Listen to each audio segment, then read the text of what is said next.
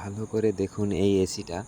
এই এসিটা হচ্ছে 5 স্টার এসি। কী কোম্পানির এসি আছে আপনাদেরকে দেখাবো যে কী কোম্পানির এসি। এসির নামটা আপনারা হয়তো বুঝতে পেরে গেছেন এসিটা দেখে যে এসিটা কী কোম্পানির আছে। তো এসিটা চেক করার জন্য আমি এম্পিয়ার মিটার লাগিয়ে দিয়েছি। কাস্টমার বলছে যে এসিটা আমার কুলিং করছে না। এর আগেও আমি মিস্ত্রিকে দেখিয়েছি, মিস্ত্রি এসে বলছে ঠিক করে দিয়েছে, কারণ কাস্টমার বাইরে থাকে। যাদের যাদের 5 স্টার এসি আছে তারা এই ভিডিওটা অবশ্যই দেখুন শেষ পর্যন্ত। ভিডিওটা দেখার পর অবশ্যই লাইক, কমেন্ট, সাবস্ক্রাইব করে যাবেন আমার চ্যানেলটিকে। তারপর আপনাদেরকে একটা ছোট কাহিনী শোনাবো এই এসিটার সাথে কী হয়েছে। তো আমি প্রায় আধা ঘন্টা হয়ে গেল এম্পিয়ার মিটার এভাবে লাগিয়ে রেখে দিয়েছি, কিন্তু এসির বাইরের মেশিনটা কোনো মতে চালু হচ্ছে না। তো এসিটা আমরা পুরোপুরিভাবে চেক করে তারপর এসির পিসিবিটা খুলবো। তো সেই ভিডিওটা আপনাদেরকে দেখাবো কিভাবে খুলছি, আর এসির এই 5 স্টার এসিতে কী সমস্যা হয় এবং কি যে এই এসিগুলা বেশিরভাগ প্রবলেম কেন হয় আপনাদেরকে সব এই ভিডিওতে, আপনারা যদি দেখেন পুরো ভিডিওটা আপনারা অবশ্যই বুঝতে পারবেন যে কী প্রবলেম হয়েছে এই এসিটার মধ্যে। তো চলুন আমি বলছি যে এসিটা যে কী হয়েছিল এই এসিটার সাথে। তো কাস্টমার হচ্ছে বাইরে থাকে, তো এখানে ফ্ল্যাটে এসিটা তার লাগানো রয়েছে। তো কাস্টমার একটা মিস্ত্রিকে এসে দেখিয়েছে, সে মিস্ত্রিটা বলেছে যে পিসিবি প্রবলেম আছে। তো মিস্ত্রিটাকে, সে মিস্ত্রি সত্যি কথাই বলেছে, কিন্তু সে পিসিবিটার দামটা অনেকটা বেশি বলে দিয়েছে। তো বলে দেওয়ার পর আমাকে আবার ডেকেছে, আমি এসে এসিটাকে পুরোপুরি চেক করে দেখলাম। দেখার পর মনে হলো যে হ্যাঁ সত্যিই মিস্ত্রিটা ঠিকই বলেছে, কিন্তু পিসিবিটার যে দামটা যেটা বলেছে সেটা কিন্তু ঠিক বলেনি। তো আমি এখন বাইরের মেশিনটাকে দেখাবো তোমাদেরকে, সব কিছু আমি তোমাদেরকে এই ভিডিওতে, পুরো ভিডিওটা দেখতে থাকো, আমি দেখাবো। তো আমি এখন এসির ঢাকনাটা খুলে পিসিবিটা খুলে নিয়েছি। তো তোমাদেরকে পিসিবিটাও দেখাবো যে এর মধ্যে যে কী ধরনের পিসিবি লাগিয়ে রেখেছে, কারণ কারেন্টটা কম খাবে। তো ভাই একটুকু তো কোম্পানি একটুকু তো আপনাদেরকে পিসিবি টিসিবি দিয়ে আরও ভালোভাবে সার্ভিস দেওয়ার চেষ্টা করবে। তো এসিটার মধ্যে দেখুন এটা হচ্ছে ইনডোরের পিসিবি। তো আপনাদেরকে আউটডোরের পিসিবি দেখাবো। তো দেখানোর আগে আমি আপনাদেরকে অনুরোধ করছি যাতে আপনারা এই ভিডিওটা পুরোটাই দেখুন। তো আমি এখন ইনডোরের কাভারটা লাগিয়ে দেব। ইনডোরের কাভারটা, যেহেতু আমার ইনডোর পিসিবি খোলা হয়ে গেছে, তো আমি ইনডোর পিসিবির কাভারটা লাগিয়ে দেব, ঠিক আছে? তো আপনারা ভিডিওটা পুরোটাই দেখুন যে আমি কিভাবে লাগাচ্ছি।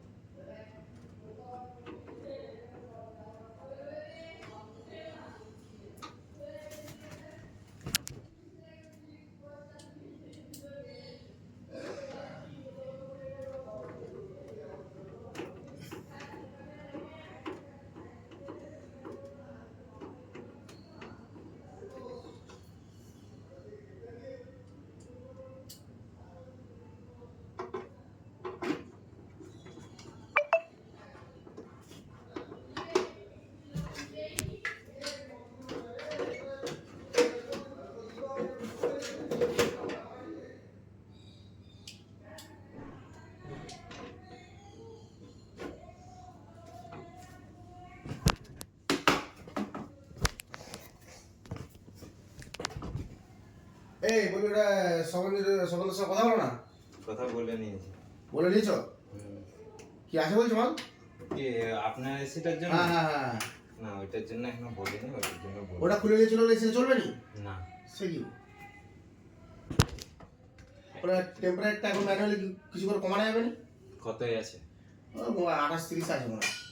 28 ওটা 27 করে দিলে এখন মোটামুটি এই শীতকালে তারপরে একবারে করতাম। ইনভার্টার আছে তো? দেখো না, হবে না?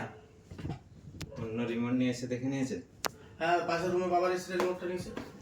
কি এসি আছে? হিটাচি। ওইটা হিটাচি একই মডেল? না, তাহলে হবে। তো এরপর আমি চলে আসছি আউটডোরের পিসিবিটা খুলতে। আউটডোরের পিসিবিটা খুলে তারপর আপনাদেরকে দেখাবো যে আউটডোরের মধ্যেও কিন্তু সেম পিসিবি আছে, আউটডোরটার মধ্যেও দেখতেই পাচ্ছেন যে সেম পিসিবি আছে। তো আউটডোরের পিসিবিটাও আমি খুলবো, এই পিসিবিটাই খারাপ আছে। তো আমাকে যদি এই পিসিবিটা রিপেয়ারিংও করা যাবে, চেঞ্জ করার দরকার নেই। যদি অতিরিক্ত খারাপ হয়ে যায় তারপরেই চেঞ্জ করতে হয় পিসিবি, কিন্তু তার আগে চেঞ্জ করার কোনো দরকার নেই। তো আমি এখন পিসিবিটা নিজে খুলে আপনাদেরকে পিসিবিটা পুরাটাই বের করে দেখাবো। আমি ভিডিওটা একটু ফাস্ট ফরওয়ার্ড করে দিচ্ছি যাতে আপনারা বুঝতে পারেন।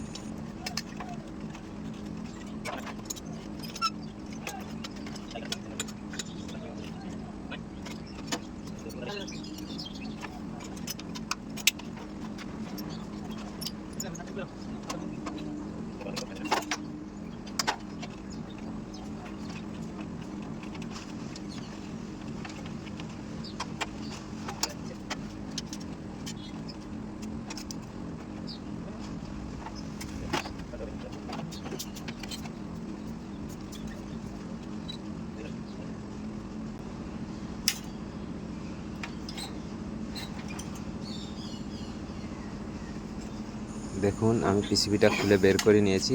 এই হচ্ছে পিসিবি, এইটাকেই পিসিবি বলে। তো আপনারা দেখতেই পাচ্ছেন এটাকেই পিসিবি বলে। তো এরপর আমি সেন্সারগুলো খুলে নেব, যেহেতু এই পিসিবিটা রিপেয়ারিং করার সময় আমাকে সেন্সারগুলো লাগবে। যেই মেকানিক পিসিবিটা রিপেয়ারিং করবে সে সেন্সারগুলো অবশ্যই চাইবে। তো সেন্সারগুলো তাকে আমাকে দিতে হবে, না দিলে এই এসি চলবে না। সেন্সার প্রবলেম থাকলেও হয়, কিন্তু আমি চেক করে দেখে নিয়েছি সেন্সার কোনো প্রবলেম নেই। তো আপনারা ভিডিওটা পুরোটা দেখতে থাকুন, আমি সেন্সারগুলো খুলে নিচ্ছি।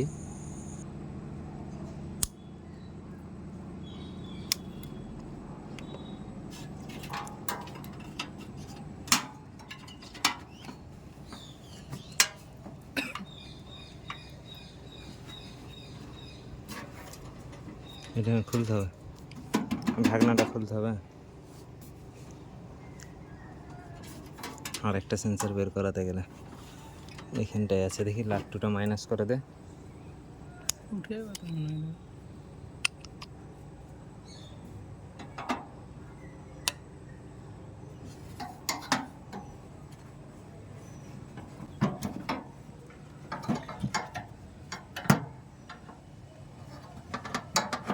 উঠবে না, খুল। পাতটা খুলতে হবে, চা পাতটা খুলে যা।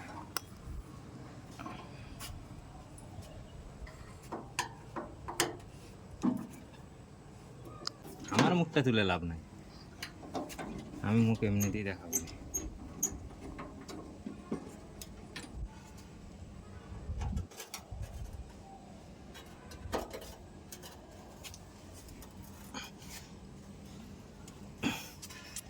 এটা মামাক হয়ে গেছে বন্ধুরা, এটা মামাক হয়ে গেছে। চলে এইটাই খুলে দেখি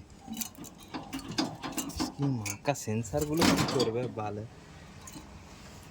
সেন্সারটা দেখা পুরোটাই ফেসে রয়েছে। এই সেন্সারটা কিন্তু বন্ধুরা আমাদের গানটা ফেটে গেল, টান। গাঁড় বুধ।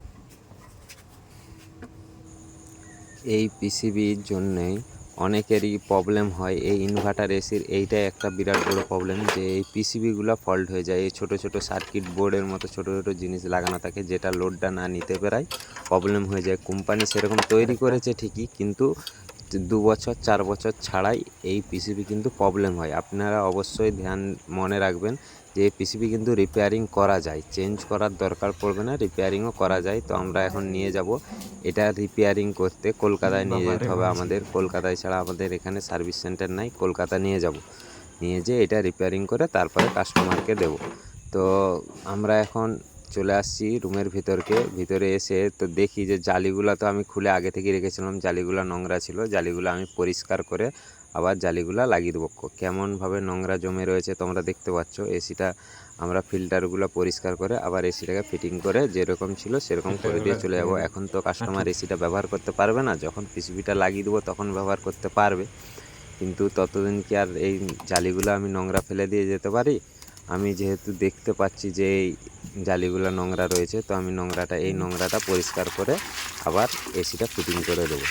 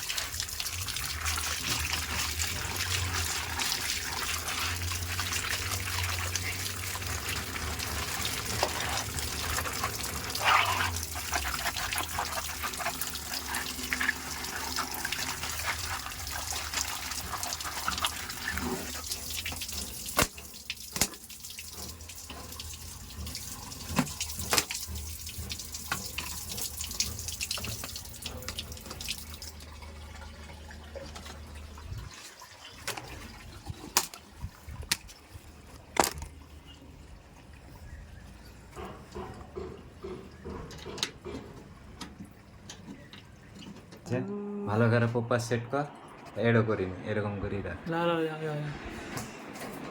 এই ফেস দেখাচ্ছিল না আমার ফেস দেখিয়ে দিচ্ছ তো।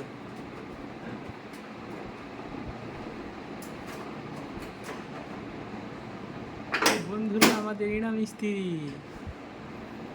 এরা এর লাড়া